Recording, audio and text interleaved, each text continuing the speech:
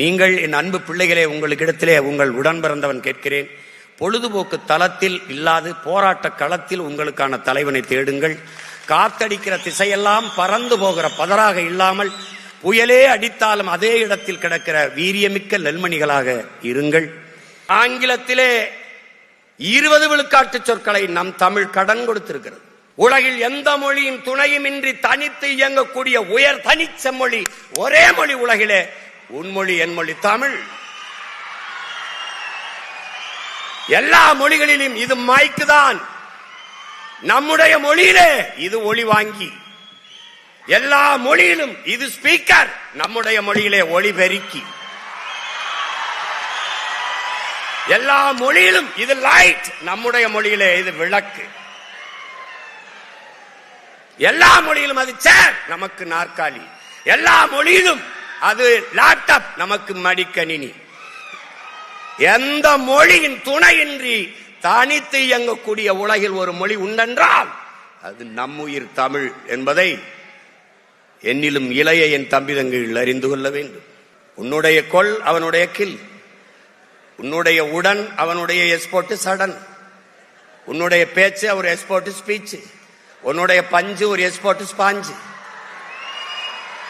உன்னுடைய நாவாய் அவனுடைய நேவி, உன்னுடைய கட்டுமரம் அவனுடைய கட்டுமரான், நம்முடைய காசு அவனுடைய கேசு, பூரா நம்மகிட்ட இருந்து எடுத்து வச்சுக்கிட்டு அடுத்தவன் மொழியை அறிவென்று கருவது போல ஒரு அறியாமை உலகத்தில் கிடையாது. அவன் மொழி அப்புறம் எனக்கு அறிவாகும். ஆங்கிலம் அறிவல்ல, ஒரு மொழி. English not a knowledge, it's a language என்பதை அறிவு சமூகம் புரிந்து கொள்ளும். அது ஒரு மொழி, அவ்வளவுதான். ஒரு நிலைப்பாட்டை என் உடன் பிறந்தார்களே, என் உயிர் தம்பி தங்கைகளே, நாம் ஒரு நிலைப்பாட்டை கொள்ள வேண்டும். என்னது? உலகின் எம்மொழியும் கற்போம் நாங்கள் வாழ, எங்கள் மொழி தமிழ் கற்போம் எங்கள் இனம் வாழ என்ற கோட்பாட்டை ஏற்கும். பேசு, அரசியல் பேசு. பேசுறான், கேரளால பேசுறான், தேநீர் கடையில எல்லா இடங்கள்லயும் பேசுவான். அதனாலதான் அங்க வாக்குக்கு காசு கொடுத்து வாக்கை வாங்கினார்கள் ஒரு செய்தியை காட்டு பார்ப்போம். இப்படிதான் இலவசத்தை அறிவிச்சுட்டு இருக்கானா? கேடுகட்ட சமூகமடா தம்பி, இது கேடுகட்ட ஆட்சி முறை. நீங்க ஆள் மாறுது, ஆட்சி மாறுகிறது, ஆட்சி முறை மாறுகிறதா? உடன் பிறந்தவனே, ஆட்சி முறை மாறுகிறதா? இந்த கட்சி வந்தாலும் சாராயம் இருக்குது, இந்த கட்சி வந்தாலும் சாராயம் இருக்குது, இவன் வந்தாலும் ஊழல் லஞ்சம், இவன் வந்தாலும் ஊழல் லஞ்சம், இவன் வந்தாலும் இருட்டு, இவன் வந்தாலும் இருட்டு, இவன் வந்தாலும் திருட்டு, இவன் வந்தாலும் திருட்டு, இவன் வந்தாலும் பாலியல் கொடுமை வன்கொடுமை, இவன் வந்தாலும் பாலியல் கொடுமை வன்கொடுமை. என்ன இருக்குது?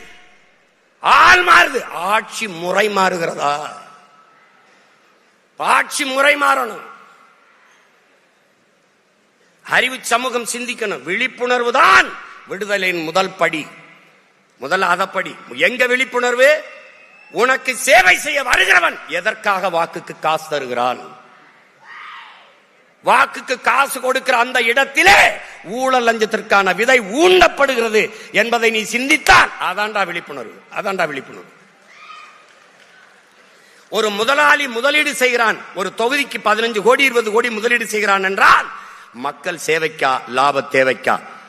இதை அறிவு சமூகம் சிந்திக்கணும். எப்படி ஊழல் லஞ்சத்தை ஒழிப்ப?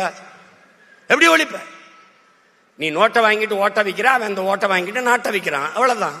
தம்பி, ஒரு வண்டி நிறைய குப்பை, அதை கொளுத்துவதற்கு வண்டி நிறைய நெருப்பை எடுத்துக்கொண்டு எவனும் செல்வதில்லை. ஒரே ஒரு தீப்பெட்டி, ஒரே ஒரு தீக்குச்சி. அப்படின்னா இந்த அரங்கத்துல எத்தனை ஆயிரம் தீக்குச்சி இருக்காயின்னு பார்த்துக்க. பற்றி எரியணும், புரட்சி தீயாக மாறணும். கட்சி ஆட்சிகளால் இதை சரி செய்ய முடியாது என் உடன் பிறந்தவனே, புரட்சி ஒன்றால் தான் இதை புரட்டி போட முடியும். இலவசம் இலவசம் எல்லாம் கொடுக்கறான். 5000 ரூபாய் கொடுக்கறான், 10,000 ரூபாய் கொடுக்கறான். எங்கிருந்து அவங்க அப்பன் சொத்தை வித்துட்டா கொடுக்கறான்? எங்கிருந்து கொடுக்கறான்? என்ன பரம்பரை சொத்தா? எங்கிருந்து கொடுக்கிற? இலவசத்தில் இழக்கிற பணத்தை எங்கிருந்து எடுக்கிறாய் என்ற கேள்வி வந்துவிட்டால் அது விழிப்புணர்வு. அந்த இடத்துல தான் மாற்றத்துக்கான சிந்தனை பிறக்குது. எங்கிருந்து கொடுக்கிற? ஆறுதலால் காயங்கள் ஆறுவதில்லை, அழுவதனால் எதையும் அடைந்து விட முடியாது, தூறல்களால் பயிர்கள் விளையாது என்கிறார் நம்முடைய தவத்திரு குன்றக்குடியில் அடிகளார் அவர்கள். என் தேசத்தை நாசமாக்கிய ஒரே சொல் இலவசம். என்ன இலவசம் கொடுக்கிற? எதுக்கு இலவசம் கொடுக்கிற? 10 லட்சம் கோடி கடனுல நாடு, இதுல இலவசம் வேற பெருவெக்க கேடு. தம்பி, 10 லட்சம் கோடி கடனுல நாடு, இதுல இலவசம் வேற பெருவெக்க கேடு. பாக்க சகிக்கல சனம்படும் பாடு, இத வளர்ச்சின்னு வாய்கிளிய போடுறான் போடு. என்னம்மா தேவி சக்கம்மா, நாடு நாசமா போகுதே நியாயம்மா. கண்ண தோறந்த பாரம்மா, எங்க கவலைய கொஞ்சம் நீதீரம்மா. ஊழல் லஞ்சத்துல ஊறி கிடக்குறான், உண்மை நேர்மைன்னா என்னன்னு கேக்குறான். ஓட்டுக்கு காசை வாரி இறக்கிறான், உழைக்கி மக்களைத்தான் வயிற்றில் அடிக்கிறான். என்னம்மா தேவி சக்கம்மா, நாடு நாசமா போகுதே நியாயமா. பாதுகாப்புன்னு எதுவுமே இல்ல, பச்சை பிள்ளைக்கு பாலிகள் தொல்ல. நாட்டுல நடக்குது கொலை கொள்ள, இந்த கொடுமையை எங்கேதான் போய் சொல்ல. என்னம்மா தேவி சக்கம்மா, நாடு நாசமா போகுதே நியாயமா. நாசமா ஆக்கிட்டான். இவர் 2000னா அவர் 2000, இவர் 2500. இந்த அண்ணன் பாண்டியராஜன் படத்துல ஒரு ஏலம் விடுவாங்க, 2000, 3000, 4000, கடைசியா பிம்பிளிக்கு பிளாப்பிம்பாங்க. அதான் நடக்குது இங்க. எங்க இருந்து எடுப்ப? 10 லட்சம் கோடி கடன், வட்டி மட்டும் 1 லட்சம் கோடி. என் உடன் பிறந்தவனே, 1 லட்சம் கோடி. நாட்டின் நிதிநிலை அறிக்கை 3 லட்சம் கோடி தான் பட்ஜெட். ஆனால் 1 லட்சம் கோடி வட்டி கட்டுகிறார்கள். 3 முறை மின் கட்டணம் உயர்ந்திருக்கு இந்த ஆட்சியில மட்டும், 3 முறை. சகிக்க முடியாத மின் கட்டண உயர்வு, சொத்து வரி உயர்வு. அப்புறம் இலவச பேருந்து. இப்படி இலவச பேருந்துனா 1 லட்சம் கோடி ஏற்கனவே அதில் கடன் இருக்கு, இழப்பு இருக்கு. இலவச பேருந்து யார் கேட்டது? தரமான பேருந்து தான் கேட்கிறோம். அந்த பேருந்து ஓட்ட பாதை இருக்கா, சாலை இருக்கா? சாலையா இருக்கா, சவக்குழியா இருக்கா? யார் இதெல்லாம் கேட்கறது? யாரு கேட்கறது சொல்லு. முன்னாடி ஒரு விளம்பரம் வரும், பைக் உந்தூர்ல இருக்குல்ல, அதுக்கான சாக்கப் சார், அதுக்கு ஒரு விளம்பரம் போட்டுருந்தான். இப்ப கூட வரும்னு நினைக்கிறேன். ஒரு பெண், ஒரு பொம்பளை பிள்ளை என்ன பண்ணு, 4 குடத்தை அப்படி வச்சுக்கிட்டு நிற்கும்.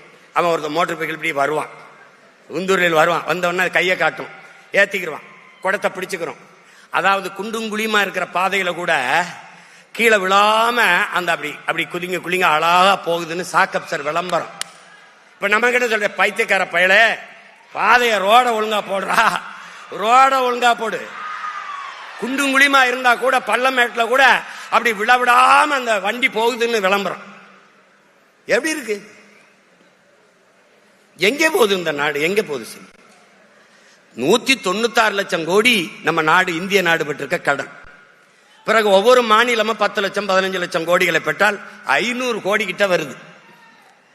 என் அன்பு பிள்ளைகளே, ஒரு கடன் பெற்று கடன் சுமையை கட்ட முடியலன்னா வீடே விஷம் குடிச்சு செத்ததற்கு, தற்கொலை பண்ணி செத்ததற்கு வீடு. அப்ப நாடு கடன் ஆயினால் என்ன ஆகும்? ஏன் இதை அறிவு சமூகம் சிந்திக்கிறது இல்ல? இப்படி கடன் பெற்று இந்த 5 ஆண்டு கால ஆட்சியில மட்டும் 4.5 லட்சம் கோடி கடன். கேள்வி என்ன? கடனை வாங்கி மின் உற்பத்தியில் தண்ணீரை வடைஞ்சிட்டீங்களா? தடையற்ற மின்சாரம் கொடுத்துட்டீங்களா? பயணிக்க நல்ல பாதையை போட்டீங்களா? ரோடு போட்டீங்களா? அருமையான போக்குவரத்தா? இல்ல என்ன கொடுத்திருக்கு? என்ன கொடுத்திருக்கு அரசு? எதையாவது ஒன்றை நாட்டு மக்களுக்கு நிறைவேற்றிருக்கிறது ஒரு நலத்திட்டத்தை சிறப்பா? ஏதாவது சொல்லு. ஒரு நாடு வளர்ச்சி என்று கட்டமைப்பதே கடனின் வளர்ச்சியை தான். வேற என்ன வளர்ச்சி இருக்கு? இவர்கள் கற்பிக்கிற வளர்ச்சி என்ன? நீ பட்னி எழுந்து செத்தினா கட்டையில எரிக்காம கரண்ட்ல எரிக்கிறது வளர்ச்சி, டெவலப். டெல்லியில ஒரு இது வந்தது, நான் கூட போட்டு காட்டுறேன் பாரு. இந்த வாட்டி ஒரு அம்மா நிறுத்தத்துல வண்டியை நிறுத்துது. ஒரு பிச்சைக்காரர் அப்படி கையேந்தி காசு கேட்கிறாரு. அந்த அம்மா கேஷ் நகைங்குது, என்கிட்ட பணம் இல்லைங்குது, ஒன்லி கார்டு, அட்டை தாங்குது. உடனே அவர் பைக்கில் இருந்து ஒரு ஸ்வீப் மிஷின் எடுத்து அப்படி நீட்டுறாப்ல. அந்த அம்மா சிரிச்சுக்கிட்டே அப்படி கிழிச்சு விடுது, அட்டையை கிழிச்சு விடுது. பிச்சைக்காரன் ஸ்வீப் மிஷின் வச்சு பிச்சை எடுக்கிறதல்லடா தம்பி வளர்ச்சி, பிச்சைக்காரனே இல்லாத நாட்டை உருவாக்குவதா வளர்ச்சி. நம்ம எதை நோக்கி நகரம்னு பாரு, எதை நோக்கி நகரம்னு பாரு. இங்கே தேர்தல் அரசியல், கட்சி அரசியல் தான் செய்வார்கள், செயல் அரசியல் கிடையாது, மக்கள் அரசியல் கிடையாது இவர்கள்ட்ட. செய்தி அரசியல், விளம்பர அரசியல் தான் இவர்கள் செய்வார்கள். சேவை அரசியல், செயல் அரசியல் கிடையாது. ஏன் இந்த மாசம் மட்டும்தான், இந்த ஆண்டு மட்டும்தான் கோடை விடுமுறை வருதா? ஏப்ரல் மே இந்த வருஷம் தான் வருதா? அந்த கோடை விடுமுறை செலவுக்கு 2000. ஏன் போன தடவை மே மாசம் வரலையா? கோடை வரல. தேர்தல் வரும்போது நம்ம மேல ஒரு பாசம் வரும்பாரு, அரிய பாசம். வருஷம் பூரா தண்ணியை போடுறது, சலம்புறது, எல்லா வேலையும் பண்றது. கோயில்ல திருவிழா வந்த உடனே அப்படியே மாலையை போட்டு அப்படியே விரதம் இருந்து அப்படி தீ மிதிக்கிறது, பக்தியை காட்டுறது. அது கோயில் திருவிழா. இது தேர்தல் திருவிழா, மக்கள்கிட்ட பக்தியை காட்டுறது. நான் வந்தா 2000 தரேன், நான் வந்தா 3000 தரேன்.